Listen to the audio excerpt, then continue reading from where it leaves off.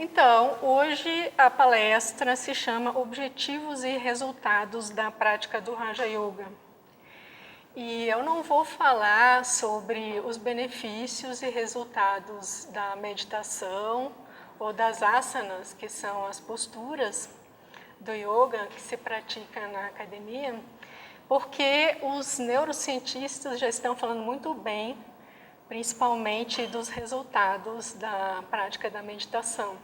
Então, isso vocês podem ver canais interessantes no YouTube com neurocientistas que sabem explicar muito melhor que eu o funcionamento do cérebro. Então, aqui o meu foco seria mais filosófico ou religioso, como religião, como uma prática espiritual de emancipação da alma. Então, prestem atenção nessa figura que eu estou usando da águia o voo da águia em direção ao Sol, porque representa mais ou menos o tema. Então, ao contrário das palestras anteriores, que eu sempre foquei mais no Sutras de Patanjali, na visão do Ruitametta, por ser uma visão mais de uma prática mais simples e mais acessível ao homem ocidental. E o Taimni tem uma visão mais ortodoxa mesmo, da filosofia do yoga. Agora, hoje, como a ênfase é mais filosófica, mesmo mais teórica, eu vou seguir predominantemente a visão do Taimni, apesar de citar em alguns momentos o Ruitametta. Então, hoje eu vou, como eu já falei muitas vezes sobre o que é o yoga, sobre os 8 aspectos da prática, Yama, Niyama, Asanas, Pranayama, Pratyahara, Dharana, Dhyana, Samadhi. Hoje eu vou inverter um pouco a ordem que eu costumo apresentar os assuntos, só para ficar mais didático. E aí, como o objetivo final do yoga, que é Kaivalya, a liberação, está apresentado na a quarta parte dos Yoga Sutras, que se chama a realização do yoga, então eu vou trabalhar predominantemente com os sutras da seção 4. Então, hoje eu vou começar por esse, número 18, que dá uma ideia da constituição do homem e da diferenciação entre mente e consciência.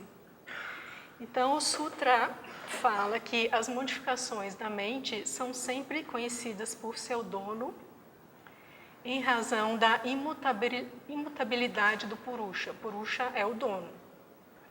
Ou consciência. Então, aqui ele diz que existe uma mente.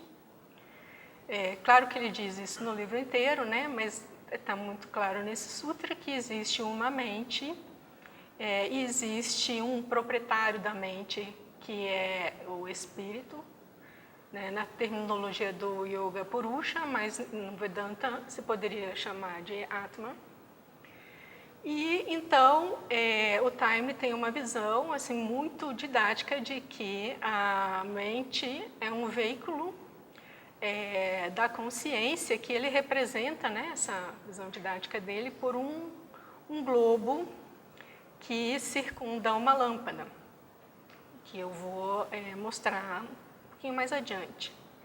Então, essa ideia inicial, que o Sutra diz que Purusha é consciente de maneira ininterrupta de todas as mudanças que ocorrem na mente, não sendo possível escapar-lhe qualquer mudança. Assim é porque ele é eterno. Somente uma consciência eterna, imutável, pode prover tão constante e perfeito plano de fundo para as contínuas e complexas mudanças que se verificam na mente. Esse é o comentário do Taimni. Então, essa figura eu até já usei na minha palestra anterior, que eu estava explicando dhyana, ou percebimento ininterrupto, que é uma das fases da meditação que leva ao samadhi, e usei esse exemplo da pessoa que fica parada na janela ou numa varanda do seu apartamento, olhando os carros que passam na rua.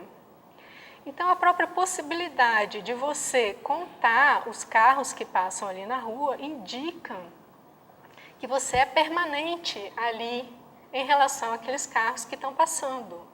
Porque se você não tivesse uma possibilidade de permanência naquele lugar, você não poderia contar o que passa ali. Se você saísse da janela de 5 em 5 segundos, seria impossível você contar os carros que passam ali, mas você pode ficar ali um tempo, contando e vendo tudo o que passa, né? E é exatamente isso que ele diz aqui, nesse sutra e nos seguintes, que a possibilidade de você observar a sua mente, né, e ver todas as modificações que ocorrem nela, todos os pensamentos, todas as mudanças, de todos os tipos de mudanças, indica que existe algo ali que é permanente, porque senão não poderia ser, o transitório não poderia ser visto e reconhecido como transitório. Então, o Taimni ainda explica que essa permanência ela é constante e abrange todos os níveis da mente, desde os mais superficiais até os mais sutis, que a gente chama de inconscientes. Então, todas as modificações da mente são conhecidas por seu dono, que é Purusha, ou espírito ou consciência. E essa é a imagem que o Taimni trabalha no livro dele, né, do globo, que eu trouxe uma foto aqui, dizendo que a mente em si, ela não tem luz própria, ela é iluminada por outro algo. E por não ser autoiluminativa, ou seja, ela não tem luz própria, ela é perceptível, ela só pode ser percebida porque ela não tem luz própria, ou seja, a mente não é o último veículo na constituição do homem. E aí ele continua argumentando, Patanjali, né, que apesar do yoga ser o fruto de uma observação, que é uma ciência, é a observação das coisas, dos componentes do homem, dos veículos, o Sutra diz que ele continua argumentando, justificando. Ele diz que, além do mais, não é possível, nem lhe é possível funcionar das duas maneiras, como aquele que percebe e como aquele que é percebido ao mesmo tempo. Então, é mais uma justificativa de que existe uma consciência fora da mente que percebe. Porque a mente é percebida, então ela percebe os objetos externos ela é um meio da consciência que opera através dela. Então, é a consciência que percebe, que é a fonte percebedora. E o comentário, o fato de a mente ser perceptível é uma questão de experiência. Ou seja, a gente pode ver, né, que a gente percebe a mente. Ora, se a mente é perceptível, ela não pode, ao mesmo tempo, ser aquele que percebe. A mesma coisa não pode ser quem percebe e quem é percebido. Se a mente é perceptível, conclui-se que deve haver um poder da natureza da consciência que torne a mente capaz de exercer suas funções de percepção. Na medida em que o aspecto cognitivo da consciência age por intermédio da mente, ele está, por assim dizer, voltado para fora e conhece outras coisas no domínio da mente. Somente quando estiver livre da servidão da mente, voltar-se para seu interior, poderá conhecer a si próprio, conforme explicado no Sutra 4.22. Então, essa última frase aqui que eu queria destacar, ela já indica, né, o caminho para a libertação da mente, ou para o objetivo do yoga. É a mente a consciência estar livre da servidão da mente e voltar-se para o interior, e aí conhecer a si própria. Então, mais um argumento, né, para justificar essa observação de que existe uma mente e uma consciência, da impossibilidade da sobreposição de diversas mentes, o que levaria a uma regressão ao infinito. ele diz que se fosse admitida uma cognição de uma mente por outra mente, ou seja, uma sucessão de mentes em camadas, teríamos que admitir a cognição de cognições e também a confusão de memórias, ou seja, como isso não ocorre, cai por terra o argumento de que não existe mente e consciência, e sim apenas uma mente dividida em várias camadas. Então, dada essa diferença, né, essa possibilidade de uma consciência que usa a mente como veículo, mas não se confunde com o veículo, aí entra a ideia do autoconhecimento como o conhecimento da consciência, conhecimento de si mesma pela própria consciência. Ou seja, o autoconhecimento não é o conhecimento da mente, é o conhecimento da consciência por si própria. O Sutra diz: o conhecimento de sua própria natureza, através da autocognição, é obtido quando a consciência assume aquela forma na qual não muda de lugar para lugar. Ou seja, quando a consciência está atrelada à mente, que é sempre mutável e que tem vários estados mais claros, mais lúcidos ou mais obscuros, que se poderia chamar de mais conscientes ou mais inconscientes, quando a consciência não está identificada com essa mente que está sempre mudando, né, ou está sempre num canto, focada num canto ou outro da mente, aí ela assume a sua própria forma e conhece a sua própria natureza. E esse é o autoconhecimento, né, que acrescentando uma outra ideia que já expliquei em outros momentos, é um conhecimento ao mesmo tempo da vida una, porque essa consciência, ela opera através de um veículo, de uma série de veículos de um indivíduo particular, mas ela não é diferenciada de um todo de consciência. E é por isso que se diz de uma forma mais clara, uma linguagem mais clara no Vedanta, que o conhecimento de Atma é o conhecimento de Brahman, porque não existe separação entre essa consciência que vai operar por meio desse veículo particular e a consciência total, que é a consciência una. Por isso que se diz: quem conhece a si mesmo, conhece o todo, ou Brahma, ou conhece Deus, ou a vida una. Mas o espírito de uma forma universal, que é onipresente. Então, o comentário do Taimni, mais uma vez nessa linha de argumentação, se a cognição ocorre através da ação da mente e nas cognições mais sutis, correspondentes aos níveis mais profundos da mente, somente é possível conhecer a mente assim, iluminada pela consciência, surge naturalmente a pergunta: como conhecer a própria consciência? Ou a luz que ilumina a mente em todos os seus níveis. Então, ele diz quando a mente está quando a consciência está livre da associação com Chitta, ou mente, automaticamente volta-se para si mesma e ilumina a sua própria natureza, isto é, a consciência. Por ser-lhe inerente o poder da iluminação, ela ilumina Chitta, ou mente, ao funcionar através de Chitta, ou mente. Se uma luz é encerrada em um globo translúcido, ela revela o globo, mas se o globo é removido, a luz revela a si mesma. Então, aqui a gente volta para aquele conceito inicial do Sutra número 2 da seção 1, que dá o conceito, que diz o que é o Yoga. Yoga Chitta Vritti Nirodha, ou seja, Yoga é a dissolução dos centros de reação da mente. Na tradução do Mehta ou na tradução do Taimni, Yoga é a inibição das modificações da mente.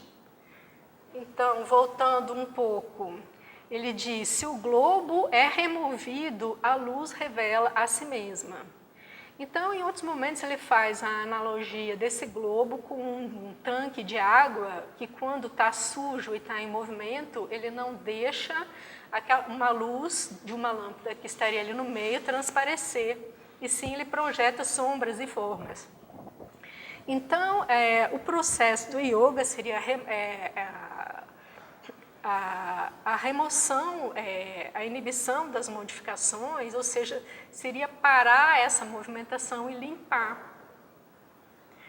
Então, Yoga Chitta Vritti Nirodha é um processo a longo prazo de purificação e domínio da mente para que ela se torne imóvel, translúcida, como se ela não existisse a ponto de se comparar com um globo sendo removido. Então, a lâmpada que está ali dentro aparece, ou seja, a luz da consciência interna aparece, né, por meio dessa cessação das modificações da mente. E nesse estado, então, né, de Chitta Vritti Nirodha, o vidente ou purusha, ou aquela centelha que ilumina aquele indivíduo, aqueles veículos, está estabelecido em sua própria natureza original, ou seja, ele não está mais atrelado à mente e às suas modificações. Ele percebe a si próprio e fica livre, né, das perturbações da mente. Na tradução do Taimni, o vidente, então, está estabelecido em sua própria natureza essencial e fundamental. Ao contrário, então, enquanto isso não ocorre, que é a nossa condição, com os centros de reação não dissolvidos, o vidente ou a consciência, ou seja, aquele que vê, aquele que percebe, permanece identificado com as tendências adquiridas da mente. Então, todo o processo, né, todo o método do yoga é para chegar em Kaivalya, que é nessa possibilidade da mente, da consciência, se desatrelar da mente, conhecer a si própria e assim usar de modo livre a mente como um veículo. Então, esse estado final se chama, na terminologia do yoga, Kaivalya, esse estado de libertação. No Nirvana se chama budismo, no budismo se chama Nirvana, e na Vedanta se chama Moksha, o que corresponde, de certa forma, à ideia de salvação, ou vida eterna em Deus no cristianismo. Aí eu coloco de certa forma, porque como o cristianismo é um sistema muito diferente, muito cheio de alegorias, é muito difícil fazer uma correspondência mais simples e direta, como no budismo e na Vedanta, mas de certa forma ou seja, todas as grandes religiões, elas propõem, né, um caminho, um método a se chegar a esse mesmo estado, a essa mesma condição.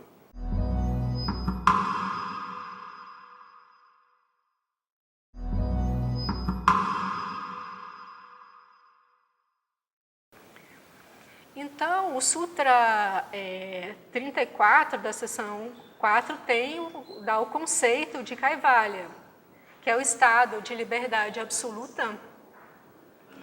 É um estado de não esforço, onde as 3 gunas, que são os 3 aspectos da matéria, tamas, raja e sattva, ou seja, de um modo geral, onde o atrelamento da consciência à matéria é libertado, né? Então, os gunas, desagrilhoados pela mente, retornam ao seu movimento e onde a consciência retoma sua condição original não modificada, ou seja, a matéria continua operando de uma forma natural, sem distorções causadas pela mente, e essa é um enfoque muito particular do Rui Mehta, que eu já expliquei numa palestra anterior. E na visão do Taimni, então, o Kaivalya é o estado de iluminação que se segue à reabsorção dos gunas por estarem destituídos do objetivo do Purusha, ou seja, a matéria, então, fica desatrelada da consciência e opera, né, de modo natural, sem esse atrelamento que, na verdade, denota que há um processo evolutivo de aprendizado, ou seja, o aprendizado já chegou ao fim, a matéria começa a fluir na sua natureza e a consciência, então, predomina sobre a matéria, sendo consciente de si mesma e usando a matéria como simples veículo. Então, nesse estado, o Purusha, o espírito, está estabelecido em sua verdadeira natureza, que é a pura consciência. E aqui eu trago de novo a figurinha que eu costumo usar, então, que na verdade isso está dentro de um conceito mais amplo de evolução, que eu trago aqui da teosofia, que é de uma mônada ou consciência que atravessa os vários reinos da natureza. Né? Ela começa do modo mais inconsciente no reino mineral, vai despertando algumas faculdades bem primárias no reino vegetal, depois no reino animal, onde já existe movimento, existe desejo, existe uma inteligência rudimentar, que depois vai chegar a uma mente com uma mente humana, que ainda opera dentro desse agregado de funções adquiridas nos reinos anteriores, ou seja, o homem carrega ainda um animal dentro de si e tem uma mente, né, que procura organizar aquilo, mas isso ainda está muito confuso, está nesse processo, nesse estado de agrilhoamento, para usar as palavras que a gente citou agora. Né? E no final desse aprendizado, quando chegar ao estado de Kaivalya, né, como eu acabei de mostrar, se chega ao estado de um homem perfeito, que eu usei aqui a figura de um yogi para representar. Então, o yoga de Patanjali, ele tem um método para organizar, de certo modo, acelerar esse processo evolutivo que está programado na própria natureza. Não é simplesmente uma proposta de uma religião criada por um determinado profeta que apresentou, né, a proposta da própria religião. Isso é uma proposta da natureza. Então, como eu falei ali em desejo, né, porque esse processo de liberação da consciência, ele envolve principalmente uma transcendência dos desejos, mas mais com certeza por uma compreensão, um amadurecimento, e não por um processo de repressão, que todo mundo sabe que não funciona. Então, eu acho bem interessante isso, que como essa questão do desejo é importante, porque pelo que o Patanjali coloca, eu interpreto que o desejo é uma força motriz da evolução, porque ele diz que por trás dos inúmeros desejos existe uma ação do Purusha, do próprio espírito, de empurrar o homem para frente, porque todos esses desejos, eles vão ser frustrados até que o homem alcance a meta final, que é Kaivalya. Ou seja, nessa persecução desses pequenos desejos, que vão, como ele diz, de diversos níveis, aos mais rudimentares, aos mais sofisticados ou elevados, sempre haverá uma frustração. E essa paz final só acontece em Kaivalya. Então, lendo o Sutra, o comentário. Embora matizada por inúmeros vasanas ou desejos, a mente, age para outro, ou seja, ela age para a Purusha, ou consciência, pois ela age em associação. A mente, a consciência está ali empurrando aquilo na mente, movendo a mente, e aquilo naturalmente, os desejos não vão ser satisfeitos, né? E isso está programado para ser assim, até que então a pessoa começa a buscar, tentar entender essa natureza do desejo e entender que por trás desse desejo existe um desejo pela liberação, pela perfeição. Perguntavam sempre para a senhora Blavatsky por que o ser humano está sempre insatisfeito, e ela disse que é porque o ser humano tem sede do infinito, e é exatamente isso que está escrito aqui. Então, comentário do Time. Somente quando Vassana, desejo, é compreendido em seu sentido mais amplo, e não somente no sentido dos desejos pertinentes aos mundos inferiores, é que podemos aprender o significado do Sutra em discussão. Vassana permeia a vida em todos os seus níveis, inclusive o mais elevado. Seus objetivos são os mais variados, desde as mais rudes indulgências físicas até os mais refinados conhecimento e bem-aventurança dos planos espirituais. Mais adiante, como sabemos que é Purusha o espírito que estamos procurando em todos esses variados objetivos? É porque, enquanto os objetivos mudam constantemente, nunca nos satisfazendo, Purusha permanece lá no plano de fundo. Uma consequência importante do fato de Purusha ser o objetivo último, em meio aos diversos objetivos que perseguimos, é que nenhuma condição de existência alcançada pelo yogi, por mais exaltada que seja, pode propiciar-lhe uma paz duradoura.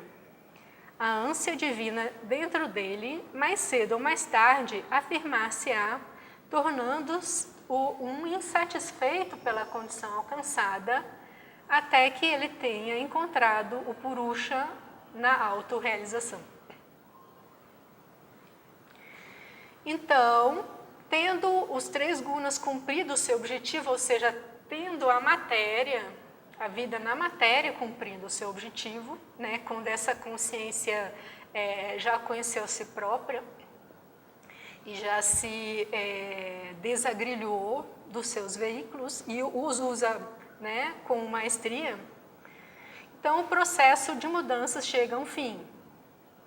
Então, o comentário do Tarni, tendo sido cumprido esse objetivo através da destruição de avidya, ou ignorância espiritual, que ali é a falta do autoconhecimento, a falta da percepção da sua realidade espiritual.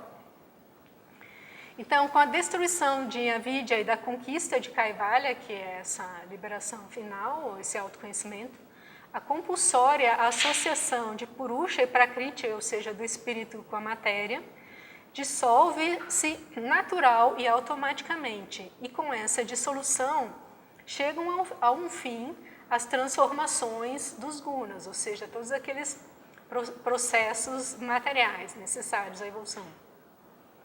O Purusha, o espírito, preserva sua autorrealização, enquanto Prakriti preserva a capacidade de responder, ou seja, a matéria, os veículos da consciência, preserva a capacidade de responder instantaneamente à sua consciência e de servir como um instrumento de sua vontade, através dos eficientes, aqui eu destaco, eu negritei, dos eficientes e sensitivos veículos formados ao longo do processo evolutivo de desenvolvimento. Ou seja, o cara não vai simplesmente embora daqui, cansei, tchau. Não, ele atinge a perfeição e os seus veículos continuam operando aqui de forma eficiente e sensível. Doravante, porém, o Purusha não está preso pelos veículos, como estava antes de alcançar Kaivalya. Ou seja, a consciência não é mais escrava dos veículos, ela é mestra dos veículos. Ela poderá manter os veículos nos diferentes planos de manifestação ou deixar que se dissolvam, mas conservarão sempre sua forma potencial como simples veículos para sua consciência, sem qualquer auto-identificação e, portanto, sem acumular novos karmas ou samskaras. Os karmas, todo mundo sabe o que é, os nossos débitos ou créditos, né? Os samskaras, ou as nossas tendências adquiridas, tendência à depressão, tendência à impaciência, várias tendências, né, de ações, estando livre para dissociar-se deles e recolher-se à sua verdadeira forma, sempre que quiser. Então, aqui eu só destaco que é uma coisa que eu não posso entrar hoje, mas todos de alguma forma já entenderam, já apresentei também essa ideia em outros momentos, que você só sai daqui naturalmente depois de ter quitado a última continha. Né? A consciência não se liberta cheia de karma, cheia de dívida. E é por isso que os dois primeiros aspectos da prática do yoga são yama e niyama, que são a ética, porque além de a gente ter que pagar aquilo que a gente já fez, a gente já não pode gerar dívida nova.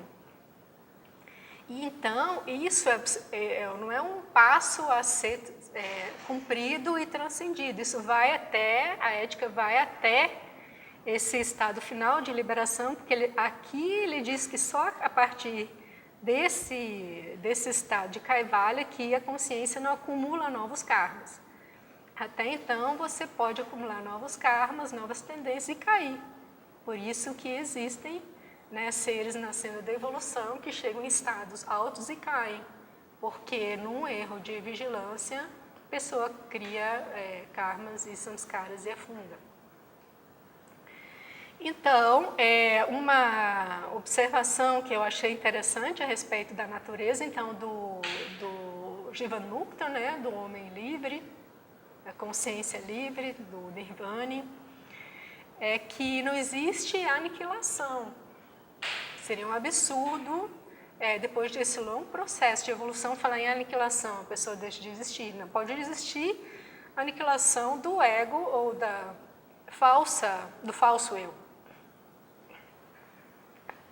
Mas não existe aniquilação do indivíduo. E eu achei o texto dele bastante explicativo, eu vou ler. É razoável supor que a experiência de unidade com a consciência divina é tão perfeita e esmagadora que o yogi parece perder sua própria individualidade por alguns instantes. Aí aquela figura da gota no oceano, que todo mundo conhece, todo mundo usa, Eu sou a gota, voltei para o oceano. Mas, pelo que ele fala, não é uma analogia perfeita, Pelo que ele fala, não, realmente não é. Isso, porém, não quer dizer necessariamente que a individualidade dissolva-se e perca-se para sempre naquela gloriosa realidade. Fosse a individualidade completamente dissolvida, como explicar seu reaparecimento nos mundos inferiores? Ou seja, a gente sabe que Buda atingiu o Nirvana, mas ele ficou aqui um tempo ensinando, ou seja, não foi aniquilado. Ele continuou existindo como indivíduo. O que foi aniquilado foi a Ahamkara, a consciência egóica, a ilusão do eu separado, mas a individualidade permanece. Então, a pessoa simplesmente ela cumpre o processo de aprendizado no plano da matéria, ela pode ficar aqui ensinando ou ela parte para outras tarefas, outras ações, outros papéis, mas a individualidade permanece. Pois é um fato indubitável que esses seres voltam aos mundos inferiores depois de terem conquistado a iluminação. É fácil para a gota de orvalho deslizar e perder-se no mar resplandecente, mas ela não pode ser recuperada desse mar novamente. Do mesmo modo, se a individualidade desaparece e perde-se completamente, ela não pode separar-se e manifestar-se outra vez. Não cometamos, assim, o engano de supor que o longo e tedioso desenvolvimento evolutivo do ser humano finalmente desapareça em uma realidade da qual não há retorno e que os frutos da evolução arduamente obtidos estejam perdidos tanto para ele quanto para os outros. Ou seja, esse é um benefício não só para ele, é para a humanidade inteira. Essa é mais ou menos a explicação do que é Kaivalya. Agora, tem um outro aspecto que eu gostaria de destacar, que faz parte das aquisições do yoga, que Patanjali vai tratar na terceira parte dos Yoga Sutras, que são os siddhis. Siddhis ou poderes psíquicos. Já que a nossa palestra é sobre os objetivos e resultados da prática do Raja Yoga. E os siddhis, se pode dizer que são um resultado, mas não são objetivos. né? E é muito importante destacar isso, porque perdendo o foco do objetivo, né? E se atrelando em alguns resultados que seriam assim intermediários ou anexos ou acréscimos, para usar uma linguagem bíblica, a pessoa pode ficar amarrada aqui e não atingir o objetivo. Então, eu vou fazer essa ponderação sobre os siddhis, que são poderes. Tem uma série de siddhis explicados nos Yoga Sutras de Patanjali, mas como eu não acho isso tão importante, não vou detalhar, mas eu vou citar, por exemplo, telepatia, clarividência, clareaudiência, telecinesia, capacidade de mexer objetos à distância, esses poderes paranormais, que se chama assim. Então, isso não são aquisições espirituais, são poderes psíquicos, ou seja, da matéria mesmo, dos corpos sutis do homem, né, um pouco acima do corpo físico. Patanjali diz que os siddhis são resultado de nascimento, ou seja, alguns são hereditários, tem pessoas que nascem com esses poderes, né, ou drogas, algumas pessoas usam drogas para adquirir clarividência, por exemplo, alguns mantras, algumas austeridades ou práticas, ou então samadhi, então, que seria o que está dentro do método do yoga, né? Assim, uma forma legítima de adquirir siddhis. A pessoa vai despertar a consciência espiritual e, como acréscimo, então ela ganha os poderes psíquicos, mas já quando a consciência está estabelecida, ela já está liberta, já é iluminada. Ele não é ainda um aprendiz que pode usar esses siddhis para ficar mais preso aqui. Então, eu gostei de um trechinho documentário, que eu vou citar aqui, que ele diz que o ponto importante a observar, no caso, é que os siddhis adquiridos por meio desse método, nesse trecho ele estava falando de austeridades, mas vale para todos, ou seja, que eles não são um acréscimo ao despertar espiritual, que seria pelo samadhi, ou seja, por meio de métodos que não samadhi. Então, a menos que eles resultem de um desenvolvimento geral da consciência, ou seja, de uma iluminação, pela prática do yoga, eles são de natureza restrita, ou seja, eles operam de uma maneira limitada, alguns, né, de uma forma rudimentar, e não duram mais de uma vida. E eu acho que isso é o problema menor. Mas o problema maior é que, frequentemente, a pessoa moral e espiritualmente não desenvolvida, que adquire tais siddhis, faz mau uso deles, perdendo assim não apenas o poder, mas acarretando para si mesma muito sofrimento e mau karma. Então, eu gostaria de destacar essa questão do sofrimento e mau karma, porque a gente já falou, né, que a mente precisa ser pacificada, né, precisa ser límpida e precisa ser transparente para para a consciência poder se desidentificar, né? A questão da ética, como eu já apresentei na palestra anterior, é fundamental para isso, porque quando você começa a fazer meditação e se interiorizar, todos aqueles pesos na consciência começam a aparecer, né? E se você está distraído num processo de alienação, de bebidas, né? O entretenimento, você pode até achar, eu não tenho peso na consciência. Mas quando você começa a entrar em níveis mais sutis da mente, você percebe. Então, a mente com peso na consciência, ela não vai se aquietar para que a consciência... Peso na consciência, estou usando aqui de uma maneira comum, né? Não como consciência no sentido que eu estava explicando aqui, mas a gente fala peso na consciência, né? Está se sentindo culpado.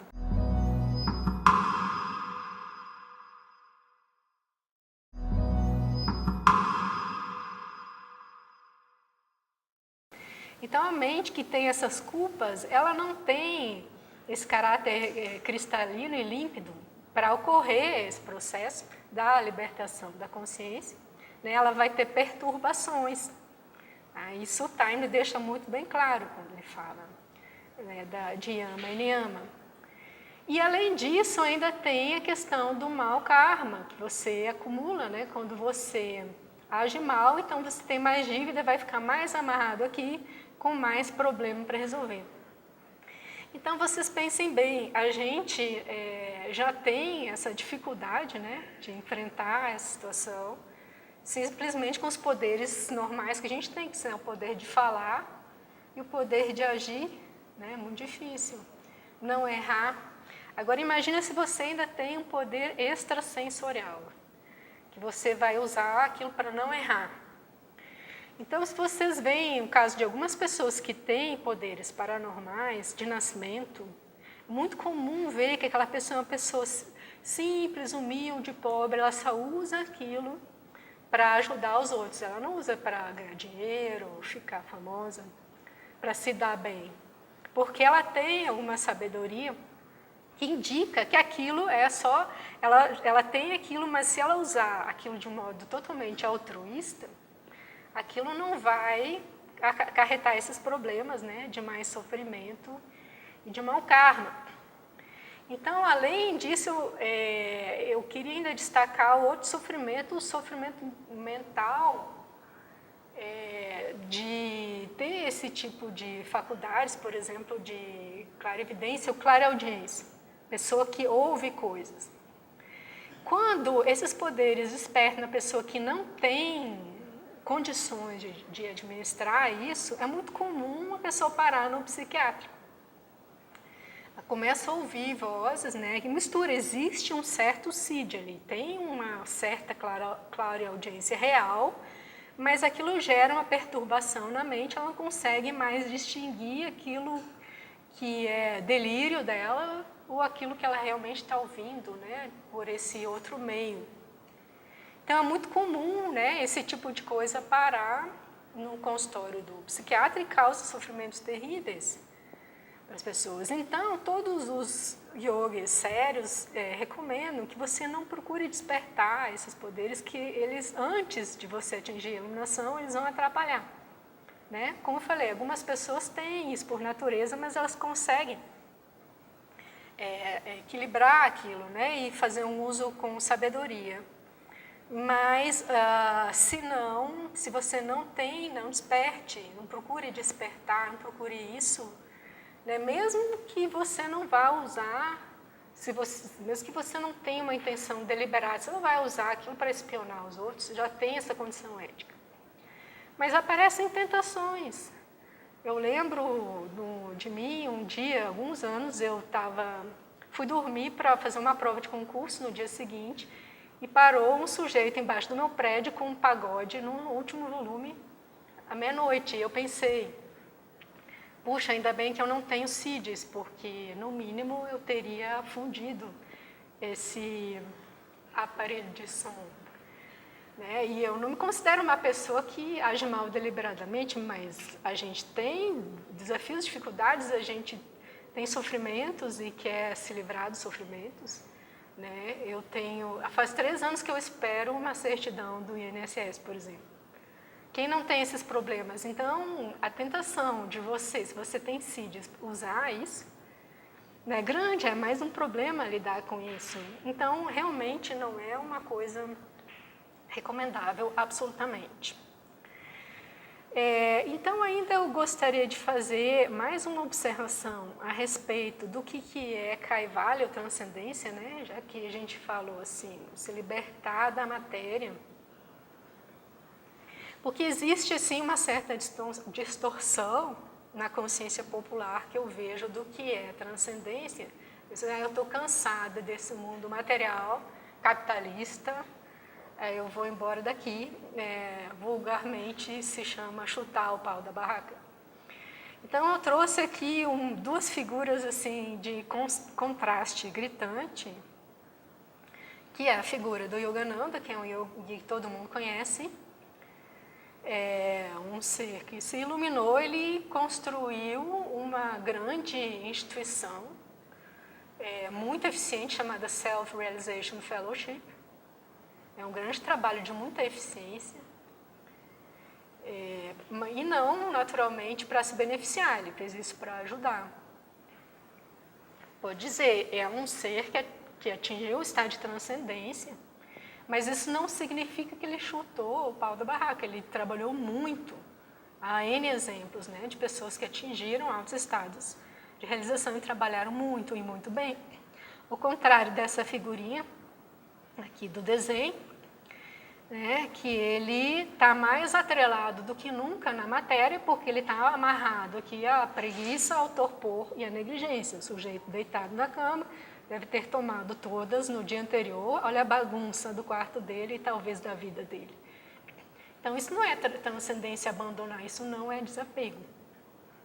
E por isso eu trouxe esse sutra aqui do início do livro 1, que fala sobre algumas qualidades preliminares da senda do yoga.